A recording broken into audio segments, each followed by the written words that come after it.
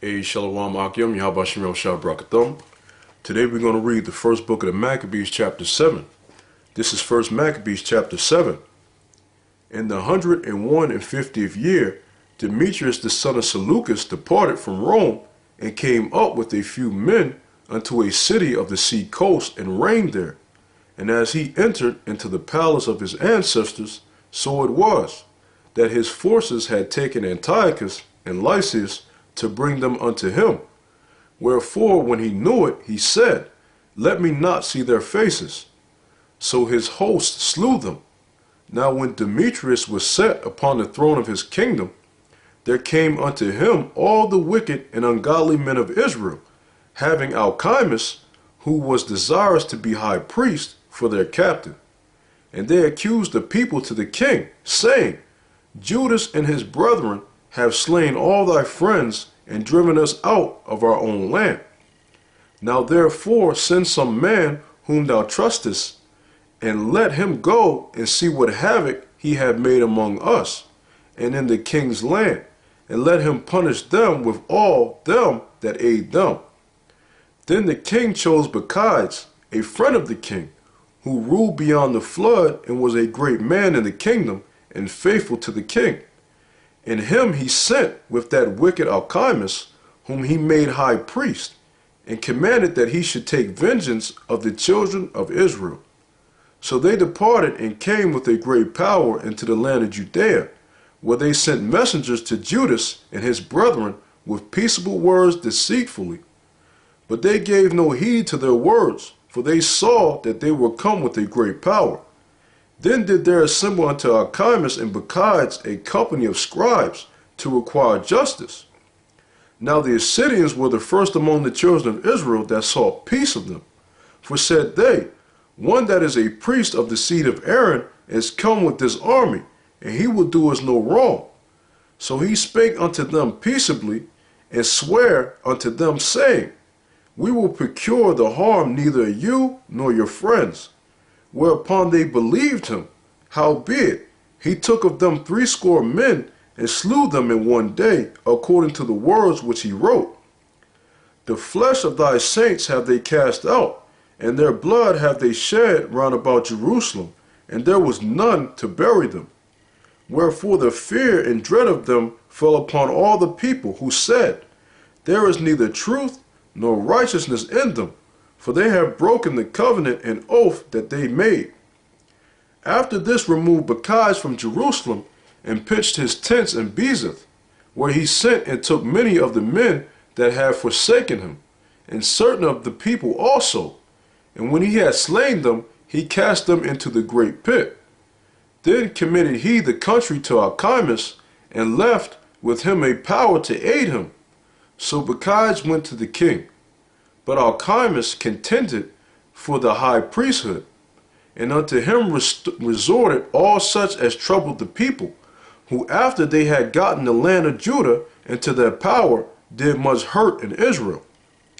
Now when Judas saw all the mischief that Alcimus and his company had done among the Israelites, even above the heathen, he went out into all the coast of Judea round about, and took vengeance of them that had revolted from him, so that they durst no more go forth into the country. On the other side, when Alcimus saw that Judas and his company had gotten the upper hand, and knew that he was not able to abide their force, he went again to the king, and said all the worst of them that he could.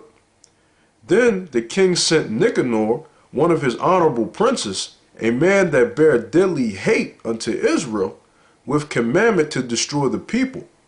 So Nicanor came to Jerusalem with a great force, and sent unto Judas and his brethren deceitfully with friendly words, saying, Let there be no battle between me and you.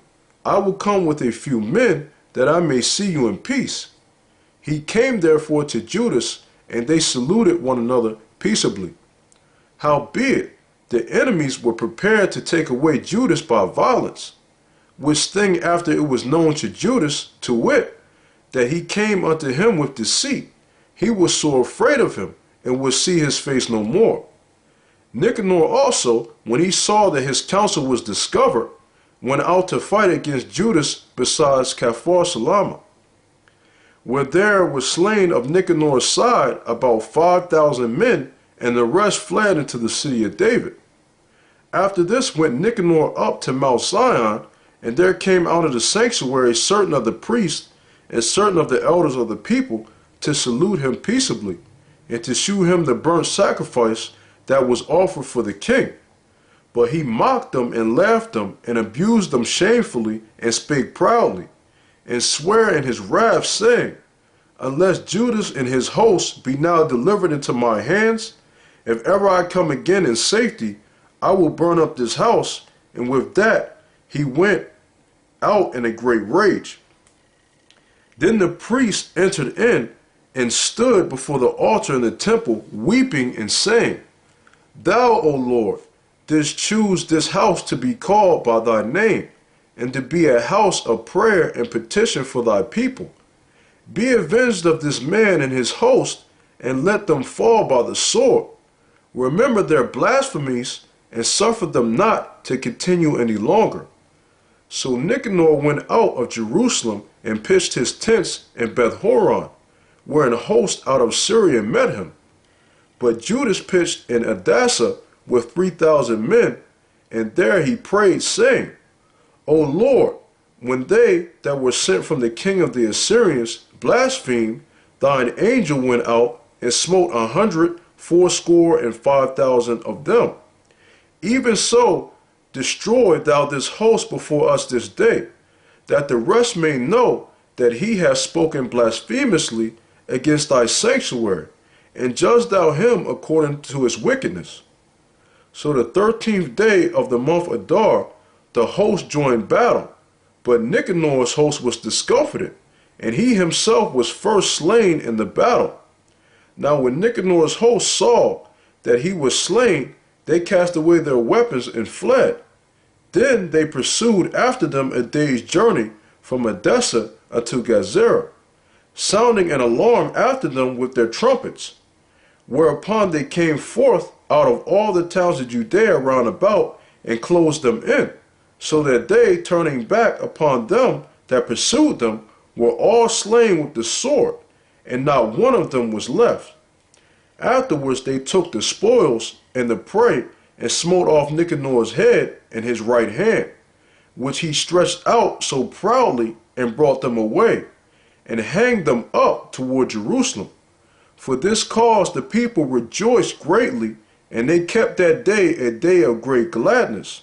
Moreover, they ordained to keep yearly this day, being the 13th of Adar. Thus the land of Judah was in rest a little while. That's 1 Maccabees chapter 7. Yahweh Shemel Shai Barakatah, and as always, double shalom.